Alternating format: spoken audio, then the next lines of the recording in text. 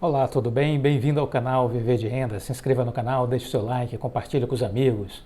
Nos acompanhe no Instagram Viver de Renda canal. A Cogna teve um salto aí de 113% no seu lucro ajustado do primeiro trimestre. A Croton quase gabaritou no balanço, disse o CEO da empresa, Roberto Valério.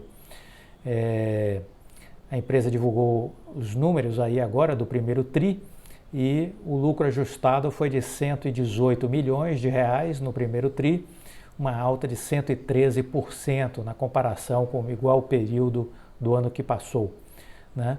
A companhia teve um aumento de 10,5% no seu resultado operacional, uma redução de 10,3% em despesas corporativas e de 44% em itens não recorrentes. A receita líquida registrou ganhos de 13% na mesma base de comparação, indo a 1,33 bilhão de reais. Foi o quinto trimestre consecutivo de crescimento nessa linha do balanço para a empresa. Roberto Valério, CEO da Cogna, destacou que esse é o melhor primeiro trimestre da empresa em 4 anos, desde que teve início a reestruturação do grupo. A Cogna está crescendo forte, impulsionada pelas empresas, tanto pela Vasta quanto pela Saber e a Croton. A Croton hoje é focada no ensino superior. Ela foi mais uma vez um destaque. No trimestre, a empresa praticamente gabaritou em todas as linhas de seu executivo. Ele destacou alguns dados que corroboram com este argumento. A empresa apresentou um crescimento de 10% na base de alunos, 100 mil alunos a mais do que no final do primeiro TRI de 22, alcançando um total de 1,12 milhão de alunos em graduação. Em alta presencialidade, a base de alunos cresceu quase 12%, alcançando 416 mil alunos no final do primeiro TRI deste ano. Em baixa presencialidade, a base de alunos cresceu 8,6%, chegando a 713 mil alunos no final do primeiro trimestre. O ticket médio de captação foi superior nas duas modalidades e a empresa vem demonstrando que está seguindo aí um caminho positivo. O foco da companhia é ampliar a base de alunos sem renunciar à qualidade de receita. E isso vem permitindo o crescimento da receita líquida de 2 dígitos em Croton pelos últimos 3 trimestres, destacou o release de resultados da companhia. A receita em Croton subiu 15% ano a ano.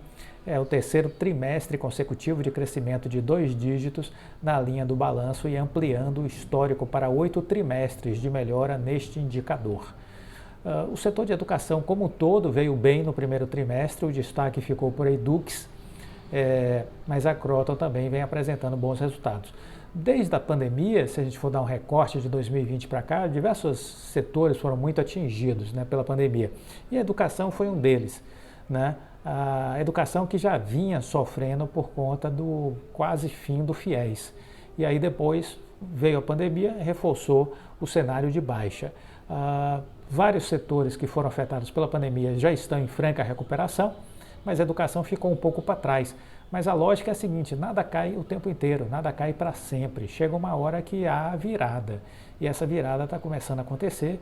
É uma tese que eu entendo que é de mais médio e longo prazo, mas tem muita gente que, óbvio, já está se posicionando ou já está posicionado. É o caso do Fundo Alasca, do Henrique Breda, que tem uma posição enorme em Croton, acho que em torno de 15%. A BlackRock também fez uma enorme posição aí, em torno de 12% mais ou menos, em Croton. Então eles estão olhando em Cogna, né? Então eles estão olhando aí as perspectivas de futuro, né? E se posicionam quando? Quando a ação está lá na bacia das almas, é aí que você se posiciona. Essa é a lógica, entenda isso, né? Entenda isso. Se você entende que a empresa tem potencial, quando se posiciona? Quando ela tem um processo mais agudo de correção, porque aí você tem a liquidação para fazer as compras, entendeu? Agora, exercite a paciência, que em alguns casos essa valorização vai demorar mais do que em outros. Olha, lá no Sul, a Unifique está traçando uma estratégia de não comprar infraestrutura de fibra de provedores, e sim comprar carteira de clientes. Após a compra em março da BRIC Telecom, e do anúncio recente da compra da Concórdia Superline, a Unifique mostra uma possível tendência para o mercado de pequenas empresas ainda, que estão em busca de ganhar mais porte nesse processo de consolidação. Ela comprou agora apenas a operação de clientes, deixando de fora a unidade de infraestrutura de uma empresa. Então, isso pode ser uma tendência para algumas empresas. Ao invés de comprar a base de clientes e a infraestrutura de fibra, deixa a infraestrutura de fibra com o atual operador e compra só a carteira de clientes. Essa estratégia era a estratégia que a gente entendia que seria mais racional para o crescimento da Vital. Se vocês se recordam, desde 2021 a gente fala sobre isso, que a Vital, com aquele plano, que hoje parece ser um plano fictício de investimento de 30 bilhões de reais, lá atrás o Rodrigo Abreu lançou isso com pompa, né? Olha, a Vital vai investir 30 bilhões de reais em 4 anos, lembram disso? Até agora, quanto foi investido? Parece que ficou no esquecimento, né? 30 bilhões em 4 anos de investimento, a empresa Vital vai dobrar de tamanho, a Oi vai dobrar de tamanho até 2025, lembram disso? Tudo isso ficou como uma história de ficção científica, uma história que já não serve para os padrões atuais das duas empresas.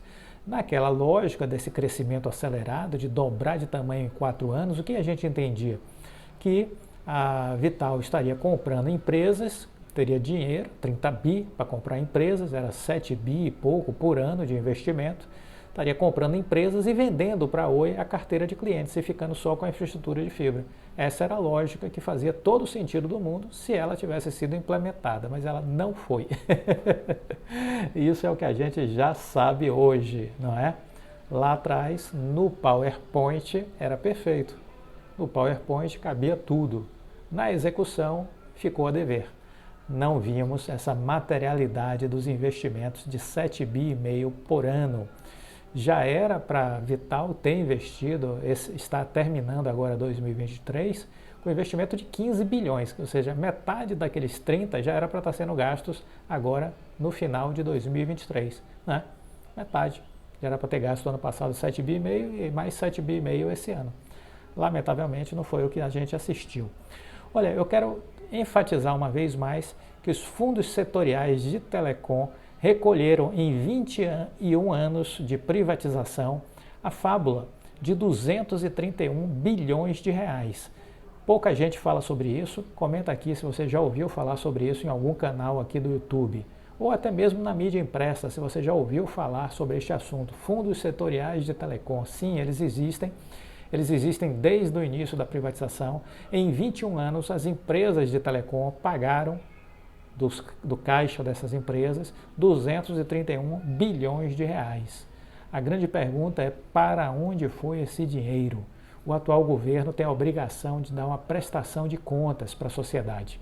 É preciso o atual governo federal vir a público dizer o que foi feito nesses 21 anos destes 231 bilhões de reais, porque estes recursos era para garantir, em linhas gerais, a chegada de uma comunicação de qualidade em todos os cantos do Brasil. Era para garantir comunicação, telefonia fixa, móvel, internet de qualidade, tecnologia, boa educação, né?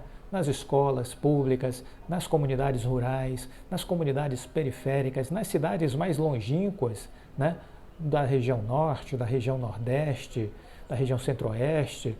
Era para ter esse dinheiro viabilizado o acesso à tecnologia, à comunicação de qualidade. Lamentavelmente, não se usou esses 231 bilhões para sua finalidade. É preciso saber quanto desse recurso ainda existe e o que foi gasto, como foi gasto. O governo precisa prestar contas, né? É óbvio que não foi este governo apenas, porque isso é desde a privatização, entendeu? Todos os governos não quiseram falar sobre estes recursos, mas eles foram pagos, 231 bilhões de reais. Por isso que me causa surpresa quando a Anatel e algumas pessoas ainda acham que as empresas de telecom têm que pagar alguma coisa para garantir a universalização do sistema de telecomunicações. No meu entender, isso é uma hipocrisia, porque 231 bilhões de reais já podiam ter transformado a realidade brasileira. Se não foi gasto, a culpa não é das empresas de telecom, a culpa é dos governos. E aí estou falando do governo federal em específico, que ao longo desses 21 anos não utilizou o dinheiro como deveria ter sido utilizado. Segundo a Conexis, apenas 8,6% deste recurso foi utilizado no setor de telecom.